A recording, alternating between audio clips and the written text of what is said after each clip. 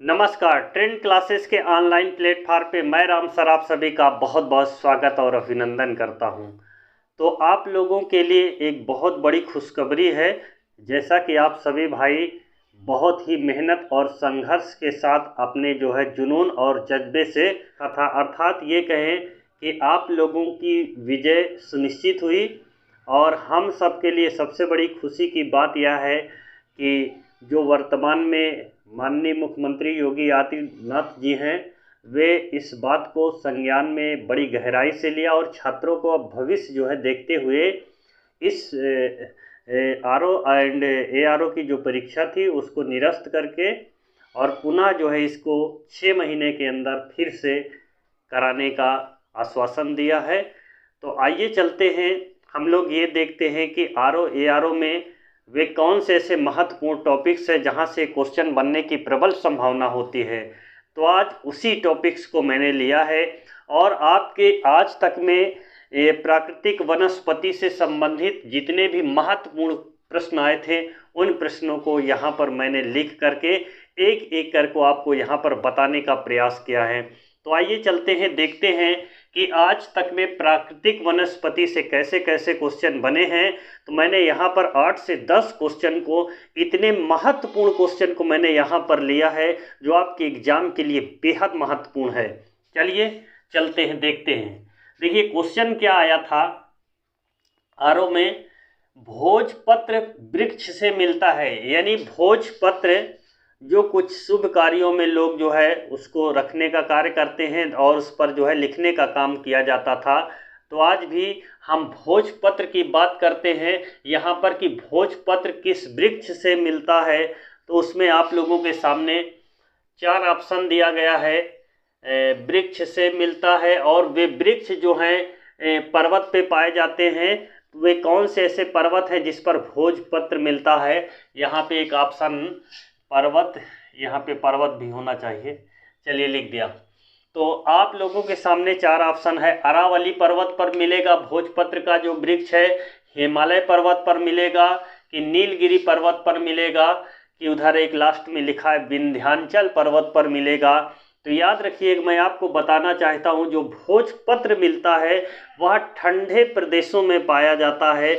और सबसे ज़्यादा इन 4 ऑप्शन में आप लोगों को सबसे ज़्यादा ठंडा तो सामने से दिख ही रहा होगा कि हिमालय पर्वत है। तो इसका मतलब ये है कि जो हमको भोजपत्र मिलने वाला है वह हिमालय पर्वतीय क्षेत्रों में भोजपत्र पाया जाता है। आई होप कि ये बेहतरीन क्वेश्चन रहा होगा।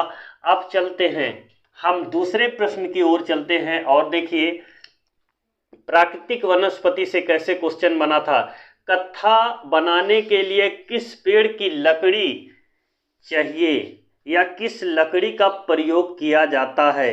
किसका बनाने, कत्था बनाने के लिए, क्या बनाने के लिए, कत्था बनाने के लिए किस पेड़ की लकड़ी का प्रयोग होना चाहिए। तो आप लोगों के सामने 4 ऑप्शन खैर दिया है, बबूल दिया है, साल दिया है और सागौन दिया है।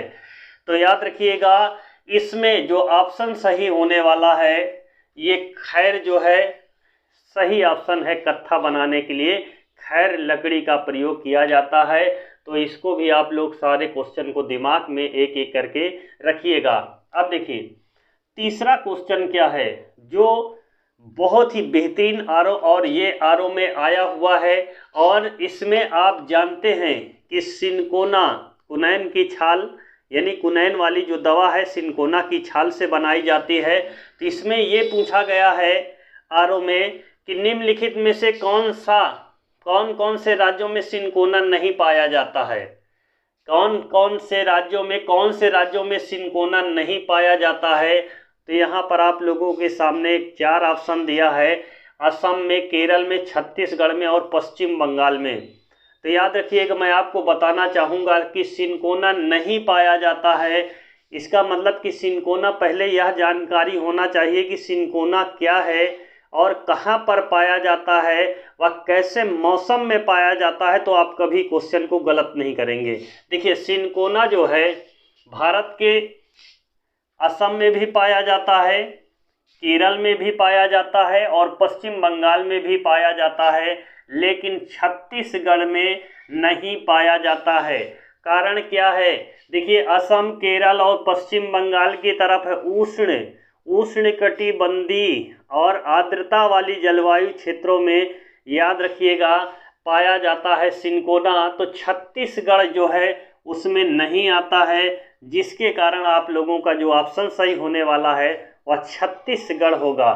क्योंकि आप जानते हैं कि छत्तीसगढ़ और मध्य प्रदेश में तमाम जो है पतझड़ वाले ऐसे वृक्ष मिलते हैं।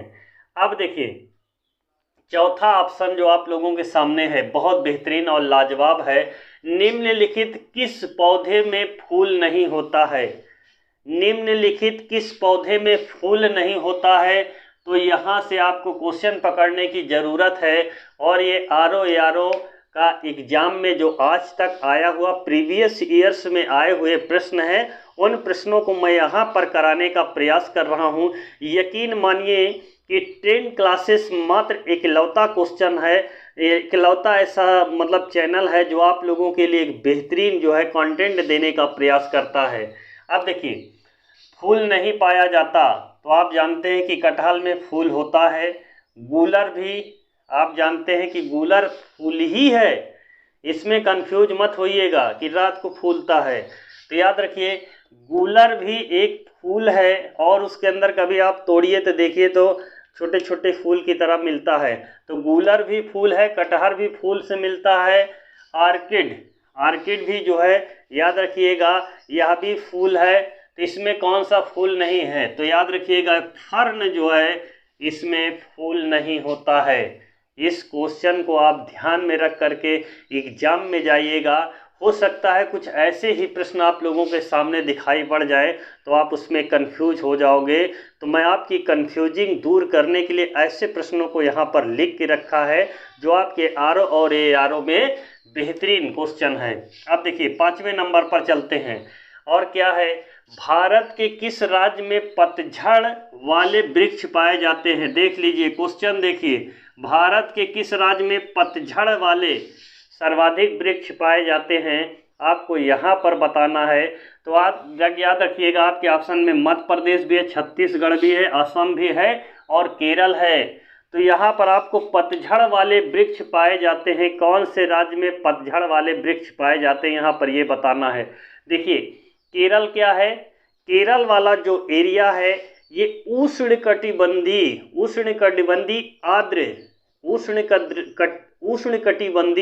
आर्द्र वाला क्षेत्र है। अर्थात हम यह कह सकते हैं कि यहाँ पे सदाबहार वनस्पतियाँ पाई जाती हैं। कैसी वनस्पतियाँ पाई जाएंगी? तो यहाँ पे सदाबहार वनस्पतियाँ केरल में पाई जाएंगी। और केरल में ही कि जैसे असम में ही कुछ ऐसा क्षेत्र है जहाँ पर जो है वनस्पतियाँ हमेशा जो है हरा भरा रहता है। अब देखिए, छत्तीसगढ़ और मध्य प्रदेश में यहीं पर लोगों की कंफ्यूजिंग होती है। तो यहाँ पर पूछा जाएगा तो भारत में सबसे ज़्यादा जो वन पाए जाते हैं वह कहाँ पाए जाते हैं? तो मध्य प्रदेश में सबसे ज़्यादा वन पाए जाते हैं। तो इसमें जो ऑप्शन होगा एमपी सही होगा, मध्य प्रदेश सही होगा। हालांकि छत्तीसगढ़ में भी पाए जाते हैं पतझड़ वृक्ष, लेकिन इन दो ऑप्शन में आपका दे रहा है तो इसमें सबसे ज़्यादा आपको एमपी में टिक करना है, जो कि इसका option MP Madhya Pradesh is the right answer है। अब चलते हैं आगे, छठे प्रश्न की ओर चलते हैं, जो कि एक बेहतरीन क्वेश्चन आपके सामने है। इसमें क्या है? निम्नलिखित में कौन सा वृक्ष समुद्र तल से ऊंचाई पर मिलता है? देखिए, कुछ ऐसे ही प्रश्न आप लोगों के एग्जाम में आएंगे। आप कोचिंग कहीं भी करिए, कोचिंग कहीं भी पढ़िए, लेकिन आप जाके ज़रा ऐसे प्रश्नों को आप करने का प्रयास करिए जो आपके आरओ और एआरओ की जो परीक्षाओं में ऐसे ही प्रश्न आते हैं, दिमाग को एकदम से दही बनाने वाले क्वेश्चन आते हैं। देखिए, समुद्र तल से ऊंचाई पर मिलता है, तो इसमें कौन सा वृक्ष जो समुद्र तल से ऊंचाई पर सबसे ज़्यादा मिलता है? तो आपके पास 4 ऑप्शन है। एक तो है चीड़, दूसरा है देवदार, तीसरा है साल और चौथे नंबर पे सागौन है। तो आपको हर एरिया के बारे में पता होना चाहिए कि वह कौन सा एरिया है, तो वहाँ पर किस प्रकार की वनस्पतियाँ पेड़ पौधे पाए जाते हैं। तो जिससे आपको प्रश्न करने में बिल्कुल आसान प्रश्न है, लेकिन आप लोग कंफ्यूज हो जाएंगे। कंफ्यूज ये हो जाएंगे कि जब हमको पता है कि समुद्र तल से कौन सा क्षेत्र ऊंचाई पर है, तभी हम ऐसे प्रश्नों को कर पाएंगे। देखिए आपको बताना चाहते हैं, चीड़ और देवदार तो ये दोनों वृक्ष समुद्र तल से ऊंचाई पर मिलता है। चीड़ और देवदार जो है दोनों समुद्र तल से ऊंचाई पर मिलता है, लेकिन आपको मैं बताना चाहता हूं जो देवदार वृक्ष है ये लगभग 1000 मीटर से लेकर के 1500 मीटर, 1000 मीटर से लेकर 1500 मीटर की ऊंचाई पर पाया जाता है। कौन सा वृक्ष? देवदार वृक्ष। याद रखिएगा 1000 से लेकर 1500 मीटर की ऊंचाई पर पाया जाता है, जबकि चीड़ वाला जो वृक्ष होता है यह लगभग 900 मीटर से लेकर 1000 मीटर की ऊंचाई पर। अर्थात हम यह कह सकते हैं कि जो चीड़ वाला क्षेत्र है यह आपका कुछ मध्यवर्ती हिमालय में आएगा। किस में आएगा?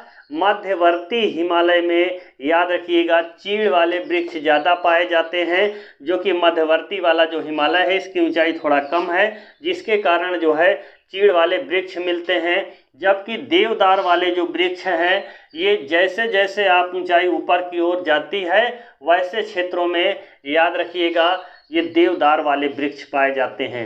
अब देखिए साल वृक्ष और सागौन वृक्ष, ये दोनों वृक्ष मध्य प्रदेश और छत्तीसगढ़ वाले एरिया में पाए जाते हैं, जो कि इसमें जो ऑप्शन होगा वह देवदार ऑप्शन सही होगा।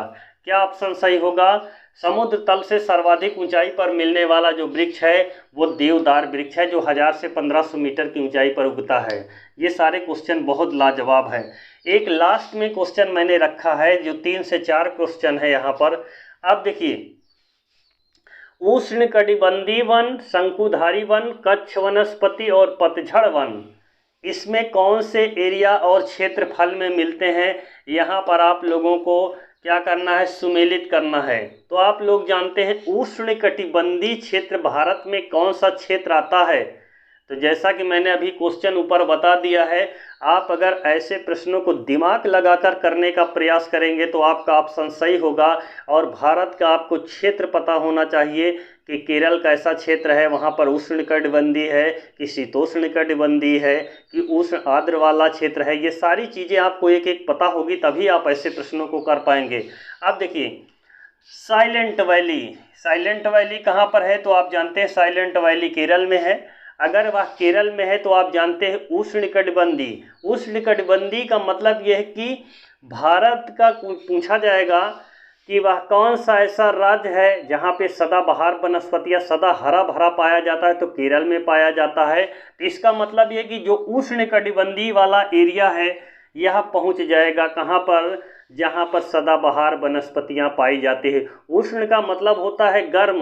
भारत का केरल एक ऐसा राज्य है जो किस रेखा से सबसे नज़दीक? तो विषुवत रेखा के नज़दीक में यही वाला है, याद रखिएगा। तो आप लोग ऐसे क्वेश्चन को आप ध्यान में रखिएगा, विषुवत रेखा या भूमध्य रेखा के नज़दीक में केरल है। 876 कुछ ऐसे किलोमीटर की मतलब दूरी पर है। अब देखिए शंकुधारी वन, शंकुधारी का मतलब ये है कि जो वृक्ष सीधा ऊपर की ओर जाने का काम करते हैं। शंकुधारी वन कैसे क्षेत्र में पाए जाते हैं? तो मैं आपको बताना चाहता हूँ शंकुधारी जो वन होते हैं वो ठंडे प्रदेशों में मिलते हैं। तो भारत का इनमें से सबसे ठंडा प्रदेश कौन है? तो याद रखिएगा आपके सामने एक ऑप्शन में होगा हिमाचल प्रदेश। हिमाचल प्रदेश ठंडा प्रदेश है, यहाँ पर शंकुधारी वन पाए जाते हैं। जो तमाम प्रकार के वृक्ष होते हैं, शंकुधारी, चीड़, देवदार, ये सब और भी वृक्ष हैं। अब देखिए और क्या बचा है? कच्छ वनस्पति कहाँ पर पाई? कच्छ आप जानते हैं कि कहाँ पर है? कच्छ गुजरात में भी है, और कच्छ वाला जो है सुंदरवन का डेल्टा पश्चिम बंगाल में है। तो इसका मतलब ये है कि ऐसे प्रदेश से जो खारे पौधे वाले क्षेत्र में उगते हैं, अर्थात ये कह सकते हैं कि कच्छ यहाँ पर सुंदरवन का डेल्टा पश्चिम बंगाल में है। तो ये वाला कच्छ जो है यहाँ पे या एक ऑप्शन में गुजरात भी रखते हैं।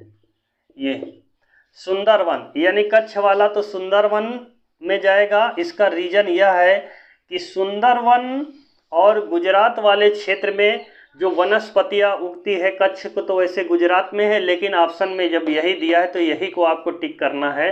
उसका रीजन है जो कच्छ मतलब ये है कि कुछ खाड़ी वाले क्षेत्रों में उगने वाली जो वनस्पतियाँ होती है, जैसे भारत में सबसे बड़ा वन सुंदरवन का डेल्टा है, पश्चिम बंगाल में है।